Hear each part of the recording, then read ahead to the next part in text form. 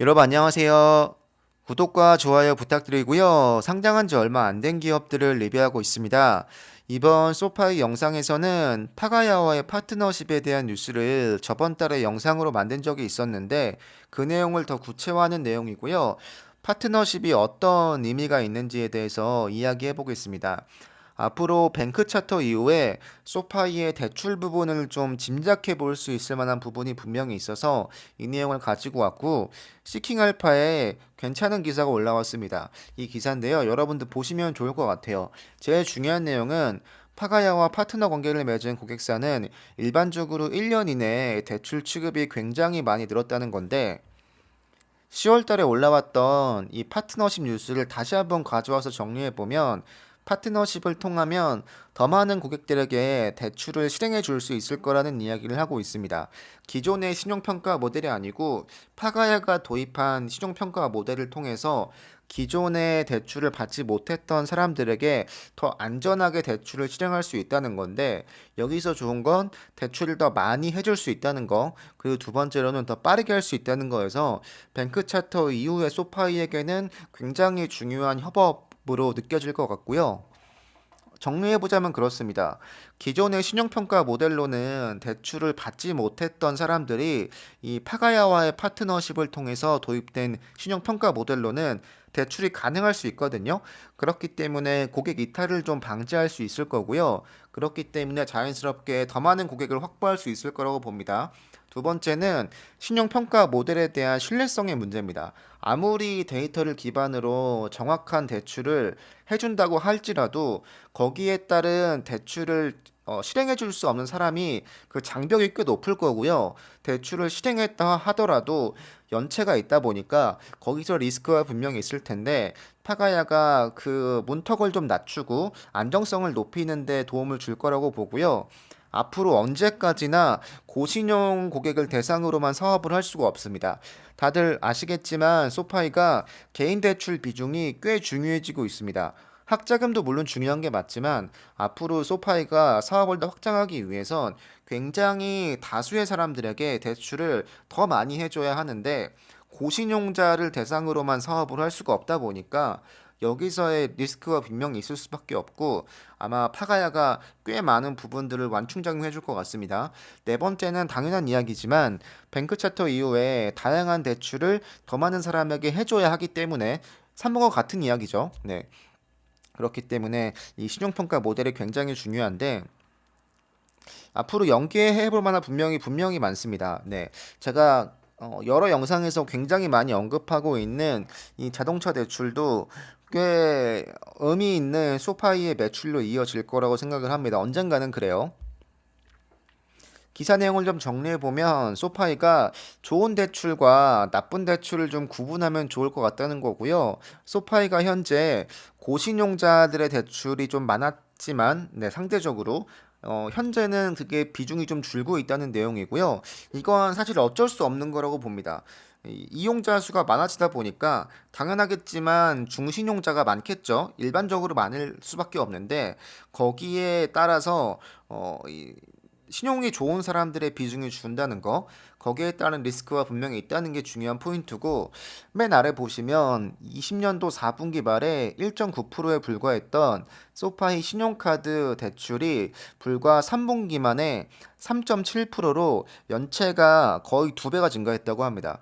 그러니까 어쩔 수 없는 거라고 볼 수는 있지만 소파의 입장으로는 분명히 리스크가 맞고요.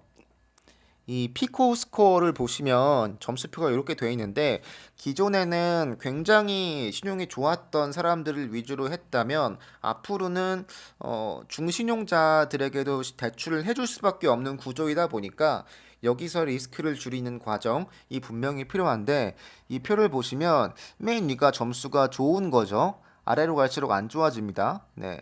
어, 작년 4분기 보시면 비중이 굉장히 높았습니다. 14%였는데 현재는 굉장히 많이 줄었고요. 이 가운데 부분이 굉장히 많이 늘었습니다. 이 4, 5, 6 티어가 꽤 많이 늘고 있고 당연하겠지만 여기가 느는 게 뭐 솔직히 말하면 당연한 거죠. 왜냐면 중신용자가 제일 많으니까요. 네. 그렇기 때문에 앞으로 소파이가 개인 대출을 더 확장하면서 아마 수익은 더 좋아지겠지만 그에 따라서 리스크를 관리해야 하는 것도 역시 꽤 중요해질 거고 사업 능력일 거다. 근데 이 부분을 파가야가 책임져 줄 것이라고 보고 있습니다. 네. 저신용자도 없진 않습니다. 있긴 있습니다. 근데 여기는 다 잘라내고 있는 거라고 봐요. 금리를 무한정 높일 수도 없을 거고 해주는 사람들이 있지만 많지도 않을 뿐더러 못 갚을 사람들이 분명히 있기 때문에 이 8, 9, 10으로 본다면 자르는 게 좀 많을 거라고 보거든요. 근데 파가야와의 파트너십을 통하면 혹시 이 중에서 그래도 이 상환 능력이 있는 사람들을 잘 골라서 대출을 해줄 수 있지 않을까라는 기대가 좀 조금 있습니다. 이게 되기만 한다면 아마 이 저신용자들을 좀 끌어안을 수 있는 플랫폼이 될 거라고 보고 있습니다. 어떻게 될지는 좀 앞으로 상황을 좀 봐야겠죠. 네.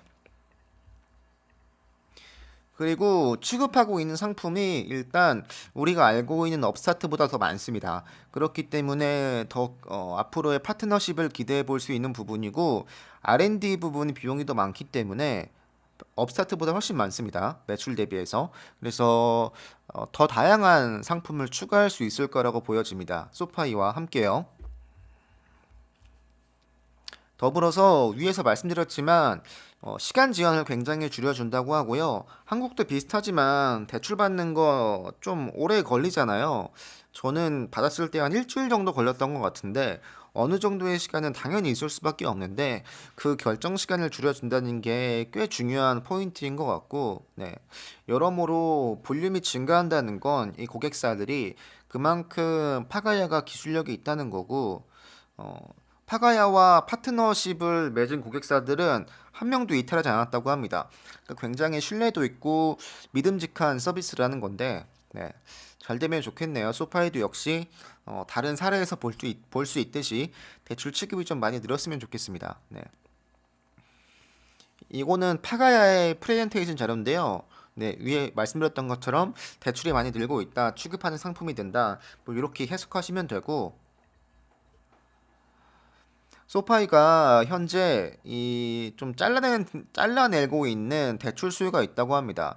대출 요청에 대한 30%만 대출을 취급해주고 있다고 하거든요. 그러니까 웬만하면 거의 다 자르고 있는 거라고 보시면 되죠.